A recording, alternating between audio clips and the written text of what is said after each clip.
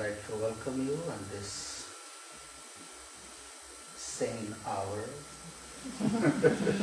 crisp winter morning.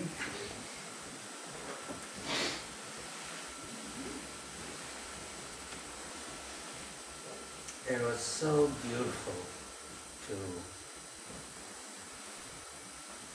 just look outside in the morning, the whole ground looking white, the sun was shining, and it was peaceful. Not rushing, not in a rush, just to be present to the beauty right outside of the window.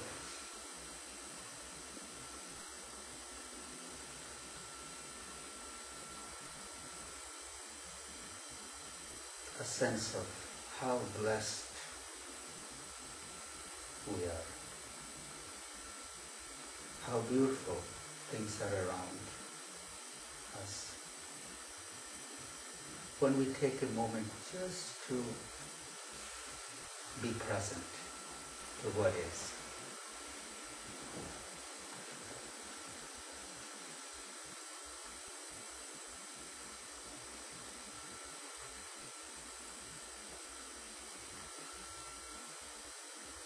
Thank you for being here. As we continue on the theme of wholeness, this is the word for this whole year, identifying with our wholeness. We are whole, complete unto ourselves.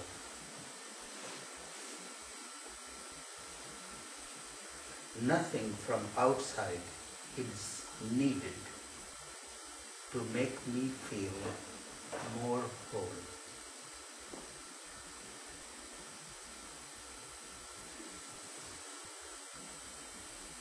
The wholeness was right there when I was open to appreciate.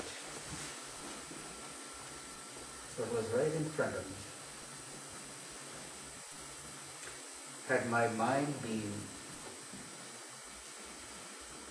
preoccupied with, I'm getting late, I have to rush, I have to get there, I have to be there, I would not have been able to be present.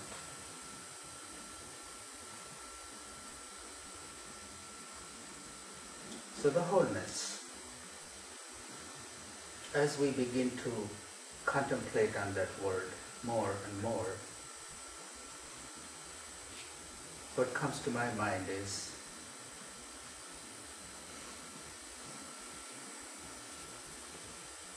where my attention is.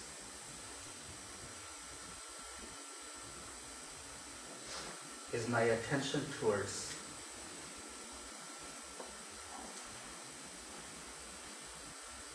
something that's making me feel whole, or my attention is towards something that is missing in my life?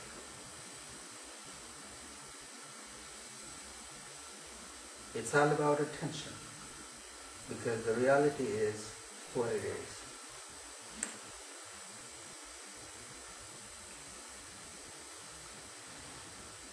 Whether we see glasses full or half empty.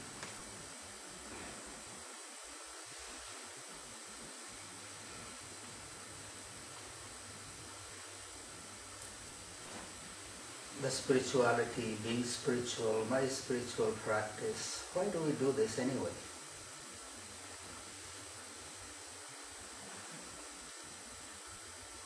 The purpose of bringing spirituality in our life is to be able to look at ourselves.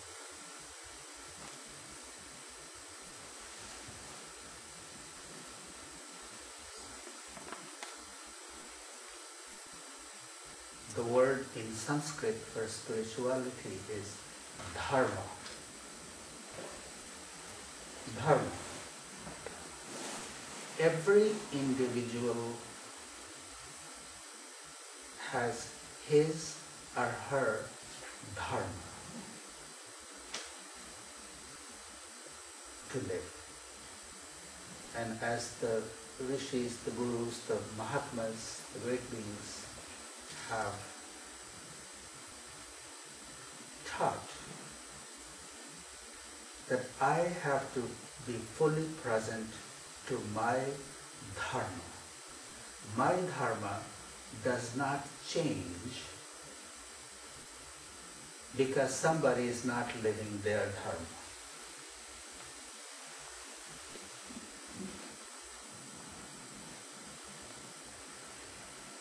My dharma doesn't change because you didn't do this to me, so I'm not going to do this. My dharma is not dependent on somebody else's living their dharma or not.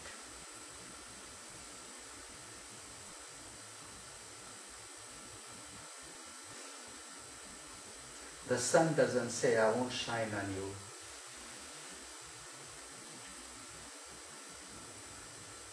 If you don't worship me, or if you don't do this. Sun's dharma is to shed light.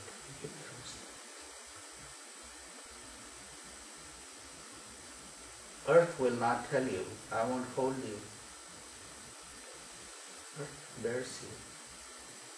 That's Earth's dharma.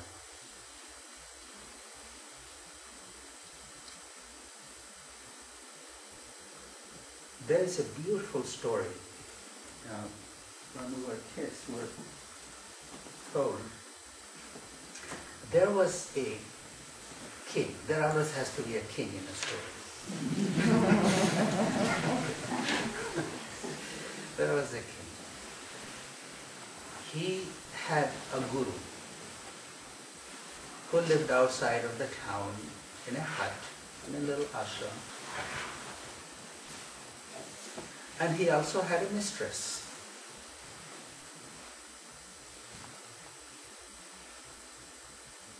So the mistress asked him, where do you go every day? I sit here and wait for you and you don't. He said, oh, I go to my guru. But he is no guru, he is not a holy man.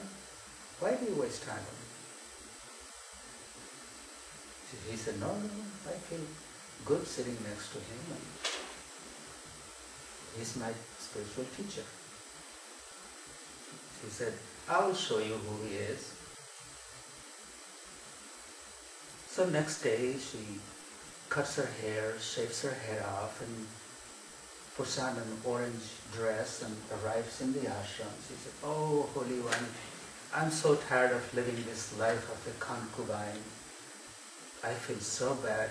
Now I'm ready to devote my life to God. I want to live in an ashram. Would you take me in? He said, sure, come on in. There's a little hut there. Stay there. And it went on, stayed in the hut, and was very devoted, did everything.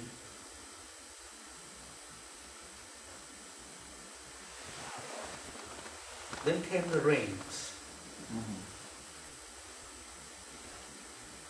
One night, in the middle of the night, the holy man hears the knock on his door. Babaji, my hut is leaking. It's pouring water everywhere. I can't sleep. Can I sleep in here in a corner? He said, oh, sure, lie down. This went on. Pretty soon, she figured out that she was pregnant.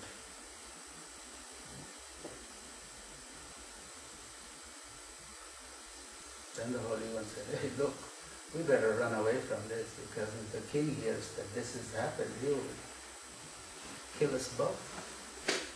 Let's run away.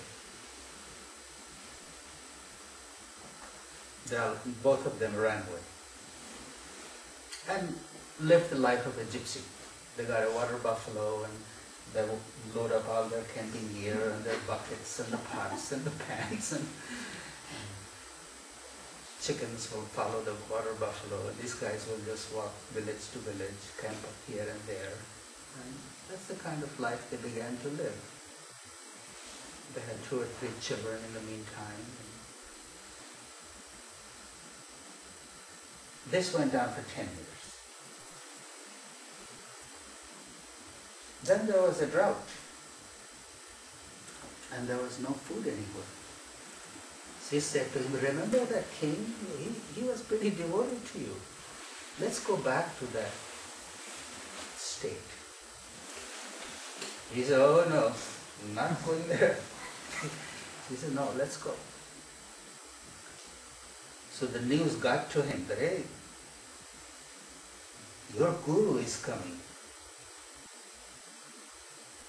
But he's not alone. He's got 3 or 4 kids running behind, and he's got a woman who is living here. Chickens and piglets and pigs, their caravan is coming. He said, oh, my guru is coming.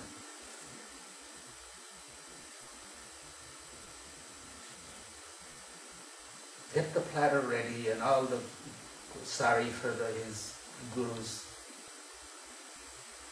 guruma. Saris and fruits and this and that. Greeted the guru's entourage at the entrance of the village. Prostrated. In that very moment, the voice from the heaven comes. O king, you are great. Here is the chariot. You can sit in the chariot. You'll ascend to heaven. Because of your guru bhakti, because of your devotion to the guru. Although he is good for nothing, but you lived your dharma, your guru bhakti,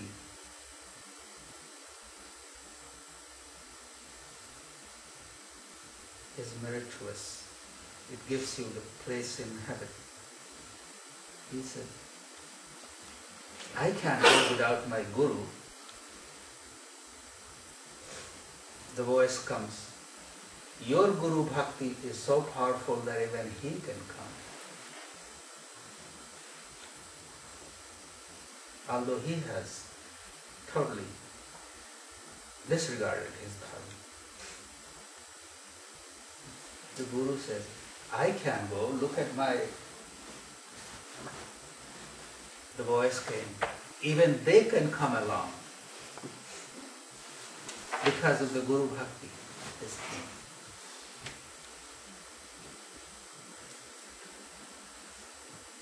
As the story goes, they all got in there and they all ascended to heaven.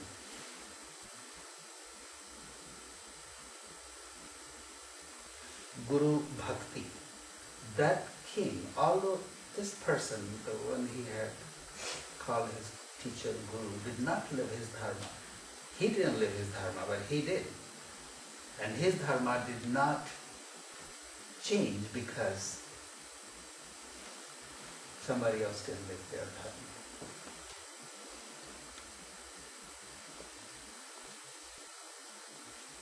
You see, our mind, how are we thinking? Well, he didn't do this, so he could have done anything. But if I established a relationship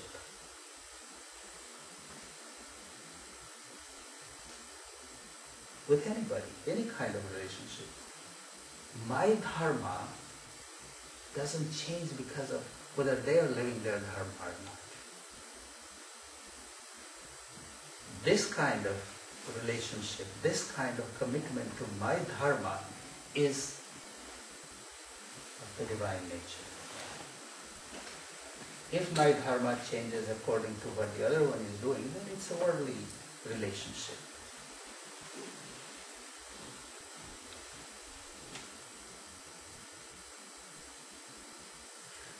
Guru is a person, guru is just a symbol. Guru means that which is grand, the highest principle of my life. What is highest that I hold in my life? That is the guru. the guiding principle of my life. Does the guiding principle of my life changes because somebody else is not living the way they ought to? Do I leave my dharma behind?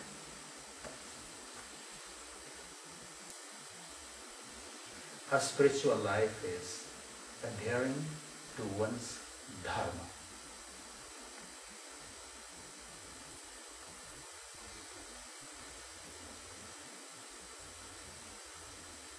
Connecting with my wholeness doesn't depend on somebody else living their dharma or not, somebody being certain way or not.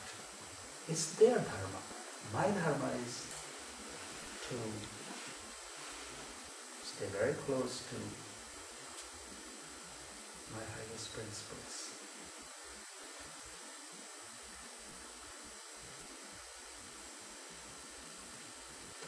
This is where I will stop today, because it's an interesting topic I have raised, and I can feel so many wheels turning in so many minds.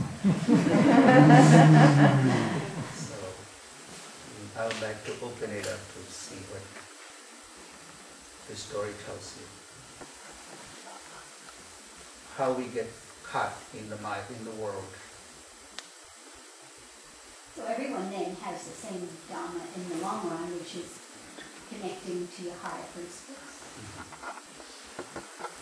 And nothing should come in the way of it.